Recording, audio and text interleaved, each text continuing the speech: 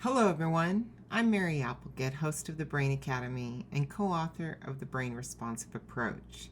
Today's lesson is on perception, the key to motivation, attitude, and behavior. First, I want to congratulate you on your pursuit of knowledge. You're one of a small percentage seeking to improve your understanding of the world around you. As you engage in this learning, think of yourself and your perception of the world as one of many perceptions in the world. Perception, defined from lexico.com, the ability to see, hear, or become aware of something through the senses. It's important to understand and remember the three key points on perception. Perception is cumulative, growing from every experience and thought you have had on a daily basis. Perception is unique. To you and you alone, you perceive the world your way. And perception grows with support and challenge, a reason learning and education are critical for success. Your own brain's perceptions are different from others because of different experiences, reasoning abilities, recognitions, as well as observations each of us has of our surroundings. Everyone processes new information considering these variables, and our perceptions grow. Now, your perceptions are the keys to attitudes, motivation, and behavior. If we think we can, we will. If we think we can't, we won't. In other words, with relation to perception, thinking is becoming the second essential element of the brain responsive approach. Many people believe that what we see determines what we think. This is actually wrong. It's simply not true.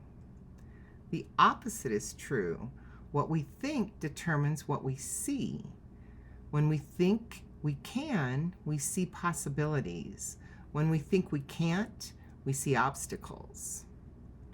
H. Stephen Glenn and Jane Nelson, in their famous book, Raising Self-Reliant Children in a Self-Indulgent World, state from ages 6 to 8 and onward, perception becomes the dominant force in determining what children do and how they live.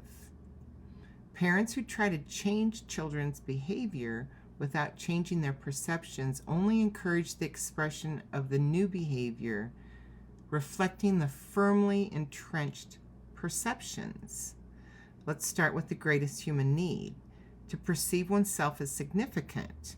As a child misbehaves, it's important to look to the belief behind the behavior, not just the behavior itself. Does this person see themselves as significant? No. And as a result, the misbehavior happens. The common result is punishment. And now the perception of insignificance is reinforced and the cycle of misbehavior happens again. Well, this is because the approach is responsive in a very negative way to your brain and body. This negative approach begins to work naturally and negatively with the person, and the mind-body connection becomes a pattern.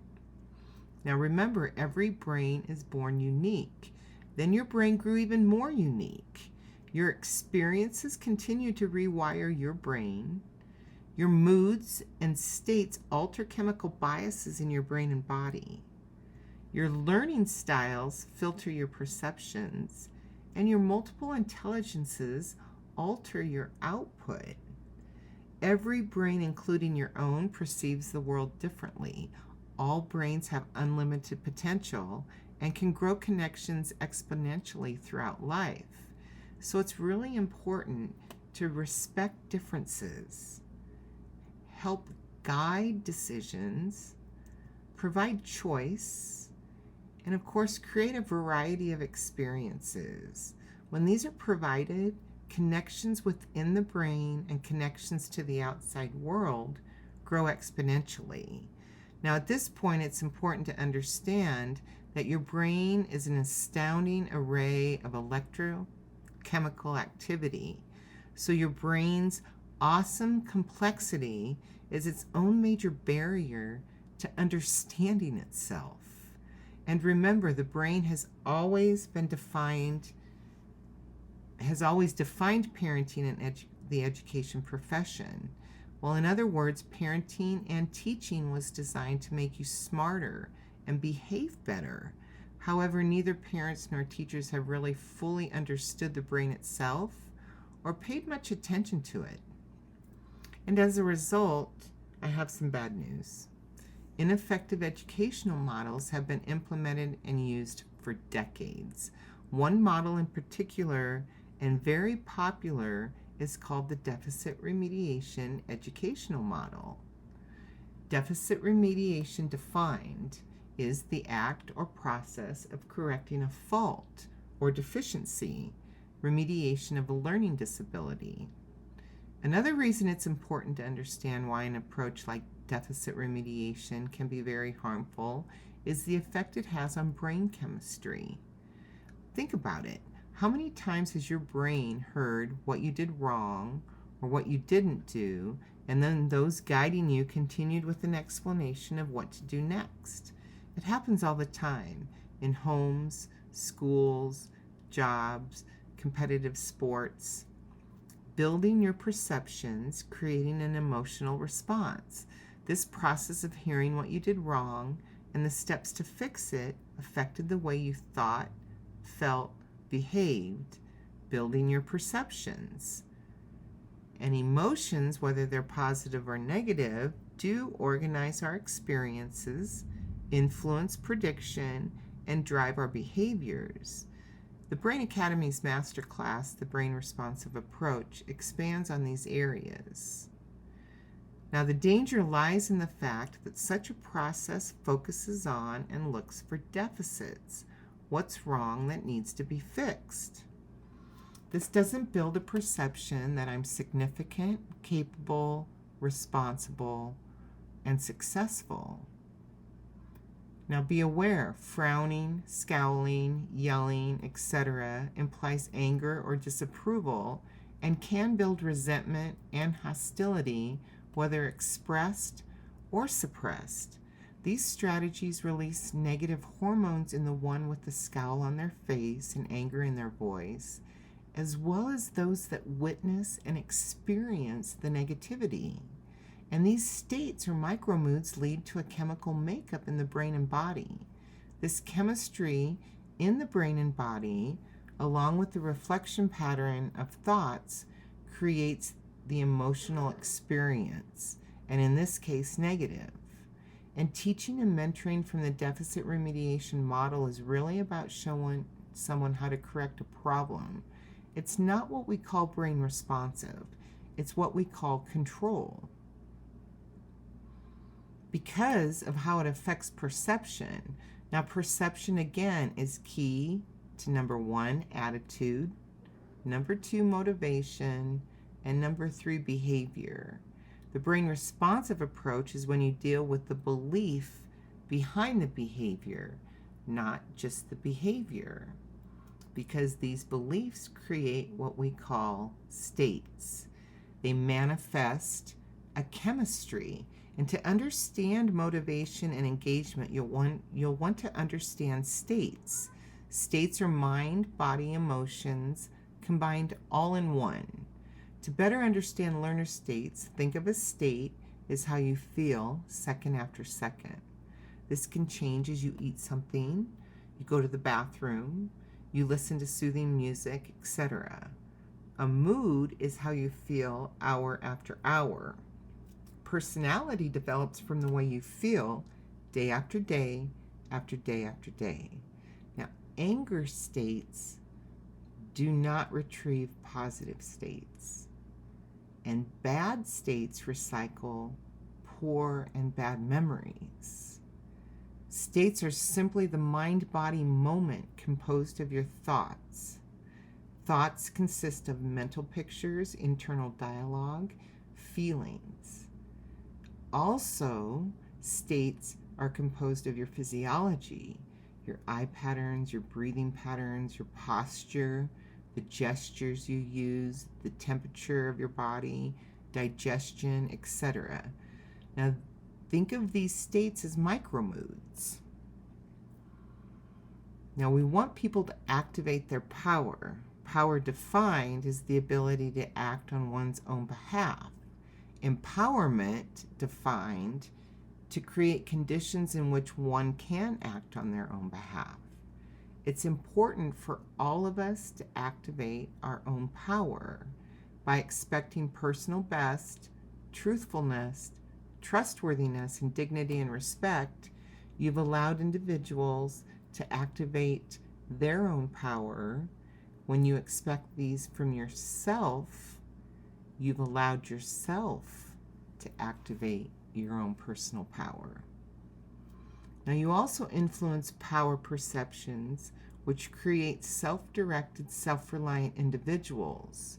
Once you understand perception is the key to all motivation, attitudes, and behaviors, you immediately fall in tune to more effective strategies that motivate and engage those you teach, parent, coach, and lead.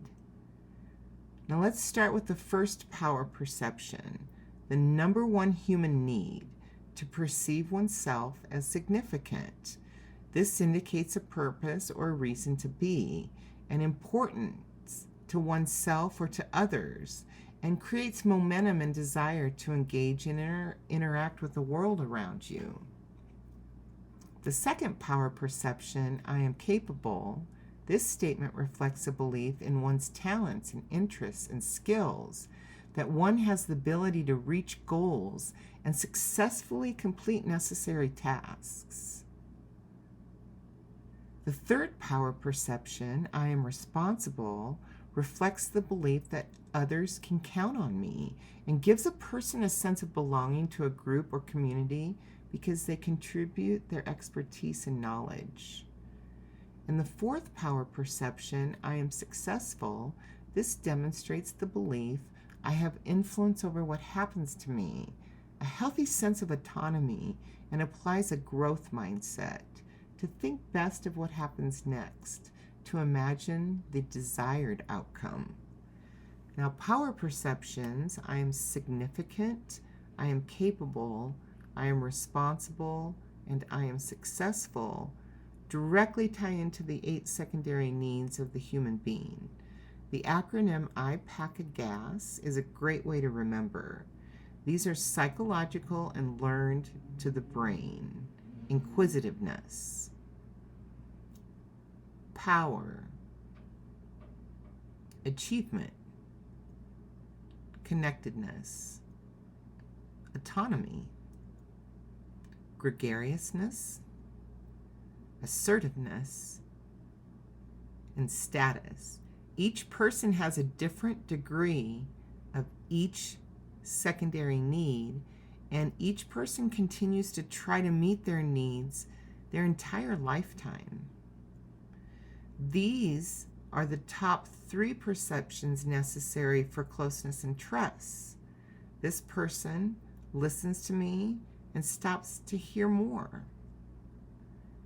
I am not discounted or dismissed when I risk telling my true feelings. And this person treats me and my ideas as important. Now, how do you build perceptions necessary for closeness and trust? These builders and barriers are suggestions from H. Stephen Glenn and Jane Nelson's book, Raising Self-Reliant Children in a Self-Indulgent World. The builders are brain responsive. The barriers are brain antagonistic. States or micromoods are affected much differently using different approaches. So let me explain this to you. When we assume, thinking you know what other people think, what they will do, and how they will respond, this is not brain responsive. Checking and asking other people what they think, what they plan to do, or trying to understand why they chose to respond the way they did is brain responsive. Rescuing and explaining, stepping in to explain what happened rather than asking the kind of question that will help a person discover what happened, or rescuing a person so he or she can't learn from the consequences of her choices or his choices. Exploring, asking what, why, and how, questions to help a person become aware of his or her own perceptions and the consequences of his or her own choices, is brain responsive. Now, directing, giving instructions on each step to make sure it's done right, the right way, an attitude of controlling another, pick that up, hand that to me, etc., is not brain responsive. Encouraging and inviting, seeing people as assets rather than objects or recipients, allowing for mistakes and different ways of doing things is brain responsive. Expecting, the art of setting high standards and then pointing out the person's failure to reach those standards, is not brain responsive. Celebrating and recognizing progress and encouraging any step in that direction is brain responsive. Adultism is a process and relationship of requiring other people to read our minds and to think as we do. How come you never? Why can't you ever? Surely you realize. How many times do I have to tell you? Respect, on the other hand, being willing to get into the world of another person. The language of respect is, what is your understanding of that? Let me be sure I understand what you think and feel, is brain responsive. Now, so where do you start? Well, considering the builders and barriers, let's start there, okay? But I want you also to begin by focusing on your own states, as others witness your states and are affected by your states. And I want you to use strategies that benefit your states. Those, of course, are the builders and the barriers, but let's give you a simple thing to do every day as you continue to learn about builders and barriers. Let's have you smile. Yes, we want you to smile. Right now, as you listen, smile big and smile happy. This first strategy we recommend epitomizes the brain responsive approach, as its simplicity is overshadowed by the significance of the act itself. Now, if smiling is difficult, then hold a pencil between your teeth, not between your lips, as this creates a frown, and put your mouth muscles into the shape of a smile. Make the sound of a long E, repeating the E sound over and over. E, E. The real beauty of smiling lies in the idea that the brain does not actually know the difference between a genuine smile or the one you consciously created on your own face. What it does know is the smile the muscles create sends a signal to the brain's internal reward system that activates a feel-good chemical. And this is part of what we teach in Brain Academy's master class, the brain responsive approach. If you're willing to look at your own state or mood as having influence over each situation and others, then you'll recognize how significant this one small intentional act can be. Neuroscience has discovered that our brain is more than an organ of rational thought. It's an organ that manufactures hundreds of chemicals that have a potent effect on our mood and attention. Renowned neuroscientist and pharmacologist Dr. Candace Pert has significantly documented that intentional smiling, literally using our face muscles to put on a happy face, triggers specific brain neurotransmitters to shift the balance of the brain's feel-good chemicals to overcome unhappiness. Dr. Pert says, when you're happy, you're alive and buzzing with happiness juices, the very real chemicals in your body and brain that are the foundation of your positive experiences. This research shows evidence that the simple act of smiling, whether it's a fake or heartfelt one, signals the brain to release happy hormones, and the brain responds. And remember, when we experience a smile, our brains quickly release chemicals that generate good feelings of hope and joy, and our brain interprets our fake or genuine smile as happiness and contentment. So smile. Smile right now and try smiling at times when you might otherwise not. It will help you feel better. Smile at strangers. Smile to yourself. And while you're smiling, think of ways to remind yourself that all brains need a positive chemical dump to the brain and body as often as possible, as well as much as possible. If you enjoyed this training, check out Brain Academy's master class, The Brain Responsive Approach, available through Brain Academy's training hub at www.brainacademy.com/hub. Again, thank you for joining the Brain Responsive movement. We're charged up and excited to be collaborating with you. In addition, please click like and share on your favorite social media app, Igniting the Brain Responsive Movement. And leave a question or comment below. We love hearing from you.